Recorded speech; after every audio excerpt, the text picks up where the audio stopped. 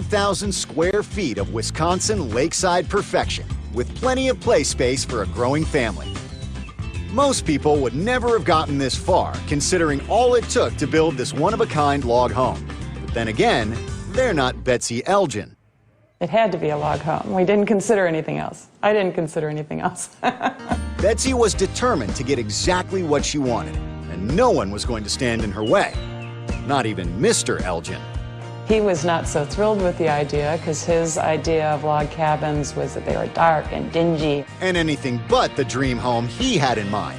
I had my doubts. Yeah. But Betsy refused to let it go, even recruiting an ally to help in the fight, Jeff, on the idea of an epic Northwoods office with awesome views. But then they had to actually find those views. The Elgins set their sights on the Chain of Lakes recreation area near Waupaca, Wisconsin. Betsy's grandparents once owned a cabin here. Trouble is, lake property in this neck of the woods is hard to come by.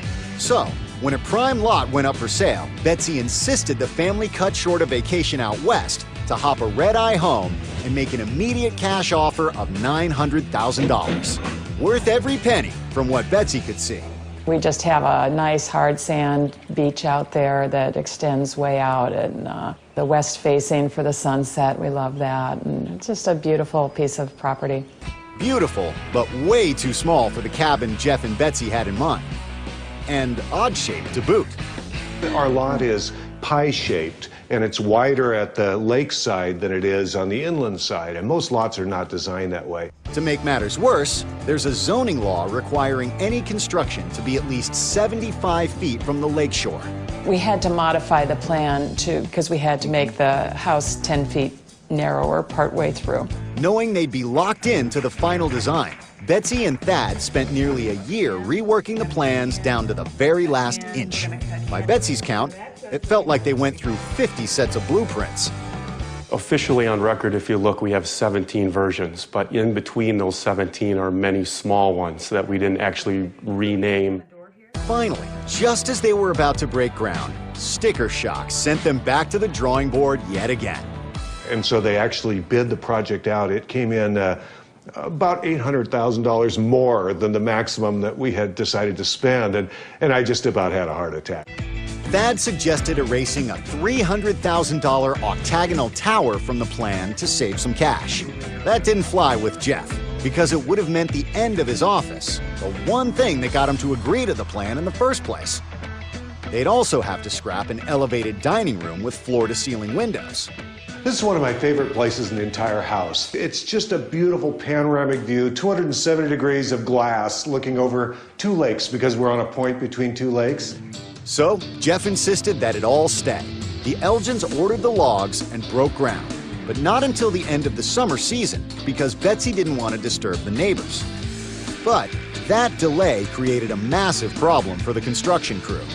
Shortly after the foundation was laid, winter struck early and hard. It was a nightmare. I think it was one of the hardest winters that we've ever had here in Wisconsin.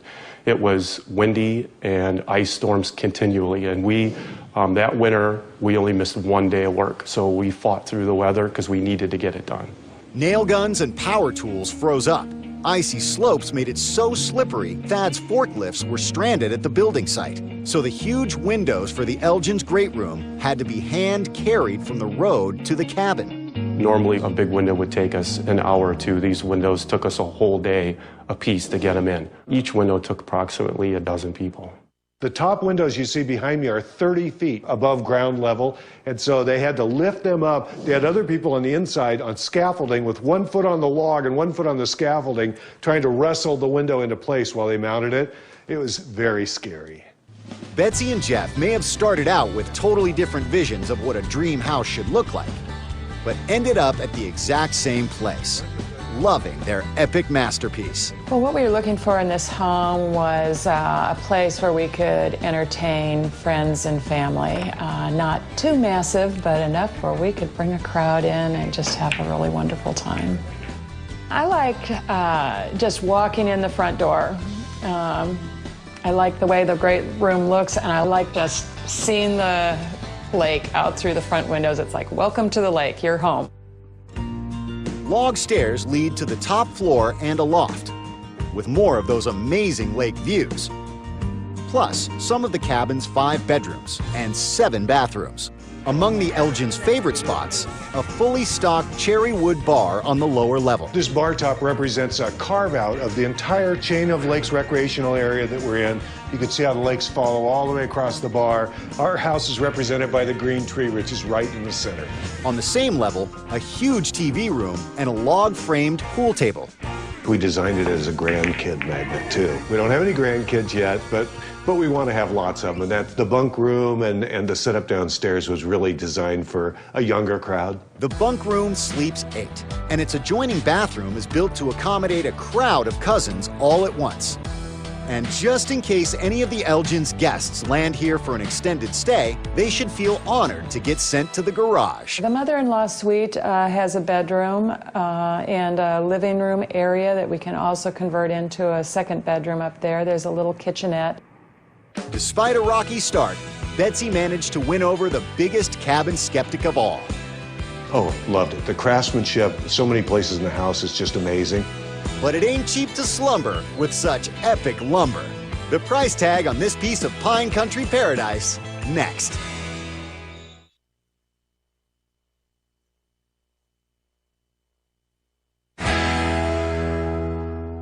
Betsy Elgin set her heart on recapturing her childhood with an epic log cabin in Wisconsin lake country. It comes complete with an octagonal tower, lots of play space, and a bunk room.